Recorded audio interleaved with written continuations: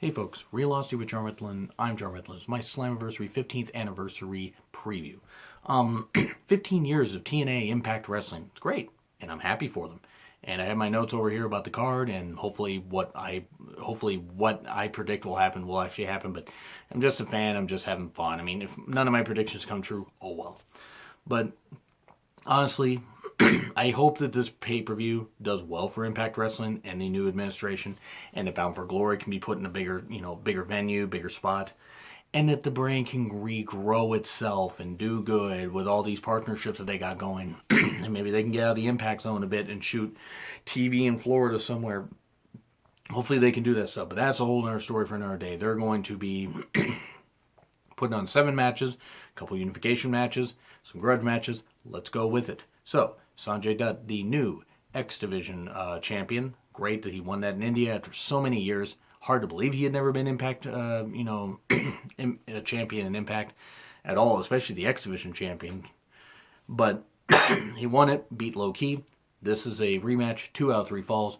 Low Key wins first fall. Sanjay wins the next 2 falls. That's what's going to happen. It's how you build a babyface.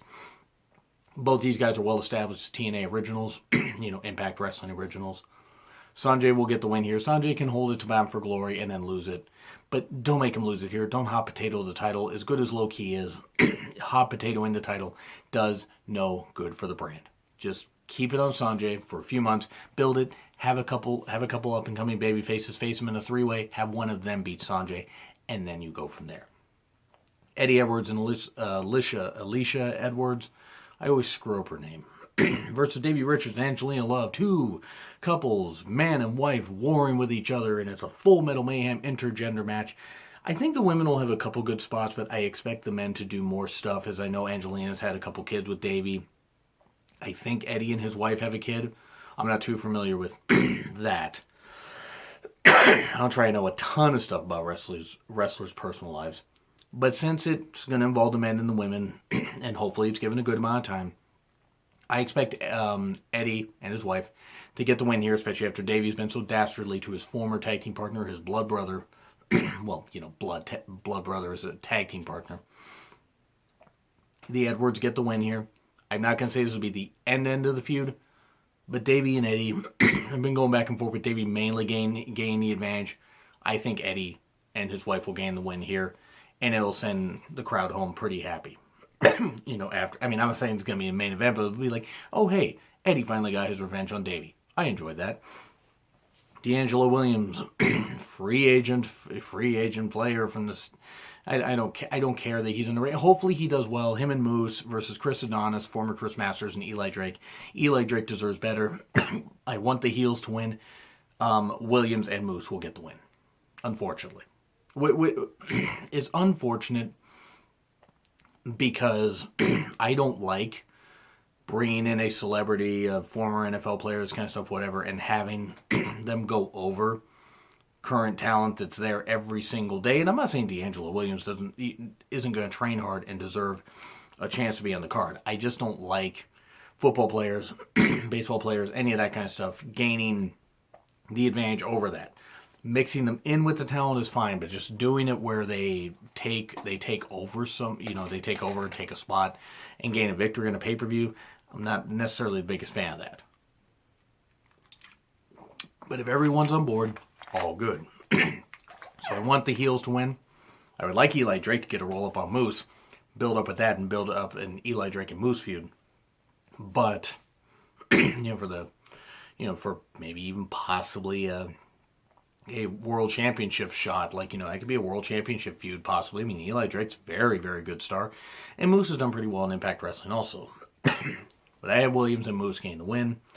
Rosemary, the Impact Knockouts champion, and Sienna, the Global Force Wrestling Women's champion. I like Sienna. I like Rosemary. They're 2 talented and beautiful women. They're really tearing it up in the ring. Rosemary, I think, takes a loss here. I think Sienna gets victory, unifies the titles. I think it would be a bigger benefit to her. And I'm not saying Rosemary shouldn't win. I'm not going to be upset if Rosemary wins. I almost feel, though, Rosemary's so much more established that if Sienna got to win, you could build up to that maybe in a couple months or maybe even a Bound for Glory. Throw in another woman in this. Have it be a 3-way. Have something like that or whatever, and have Rosemary gain, gain the belt back at that point. But have that match and maybe extend this feud a little longer. But Sienna winning extends the feud. Rosemary winning, I think, kills the feud right there. And that's just my opinion. So I have Sienna winning. Ethan Carter III versus James Storm, a strap match. I like this feud. I think EC3, who I was totally wrong about being a good character when he got introduced to Bound for Glory 2013, thought the guy was going to be released within 6 months. How wrong I was. I hold my hands up and admit I was wrong. Glad I was wrong. He's been a hell of a performer. Great heel. Decent face. He is likable because he really does work hard for the brand. And James Storm, even though they had that, couple match stint in NXT, and he never signed with them, by the way, is an Impact Wrestling, TNA original. I think that Storm puts over EC3 here. I think this needs to be where you have, you could argue, babyface Storm maybe should get the win, but I just think EC3 getting the win is better because Storm is near 40, and I don't know how much he's got left. Maybe putting over guys is the right way to go, because EC3 could use this momentum maybe to carry him into a world title match maybe a couple months down the road. So I got EC3 winning. And then you got Jeremy Borash and Joseph Park, the former current Abyss, whatever you want to call him, versus Josh Matthews and Scott Steiner. I like Borash. Joseph Park, Abyss is beating his body to shit. Scott Steiner, I'm worried that Grandpapa Pump may break a hip during this. Josh Matthews, I can't stand. Can't stand. He's good at getting a reaction from people because he's a complete douche nozzle. But what I have happening, I think Park and Borash get the win. Here's why I think they get the win. Matthews at one point gets frustrated, and there's a miscue between him and Steiner. Maybe Steiner tries to take out Abyss and Matthews ends up breaking up the pin accidentally, or Borash shoves him into a pinning predicament that Steiner has Abyss in. Steiner gets upset at Matthews. Steiner gets black hole slam. 1, 2, 3. Or coincidentally, you have a miscue between Steiner and Matthews, and then you have Borash say hit even a top rope splash. 1, 2, 3.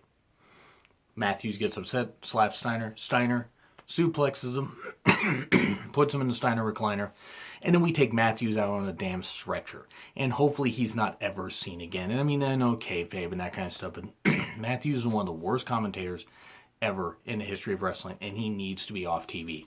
That's what I want to happen. Because the faces winning would be logical here. Because if we get Matthews off TV, you want to make him a heel manager, but you got to have better people on commentary, and you got to stop having this war of words with announcers, because otherwise it's not going to work at all.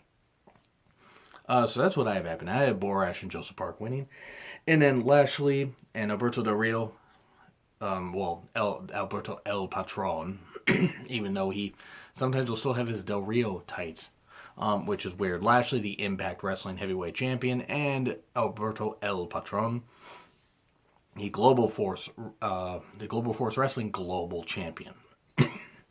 Del Rio wins. Well, El Patron wins. Here's why he wins. No need to have Lashley keep the belt for that long. El Patron, a heel winning, yeah, okay, you could argue with that or whatever. A heel winning here sends the crowd home. I gotta see what happens next. Lashley winning at this point, it would give El Patron more credibility.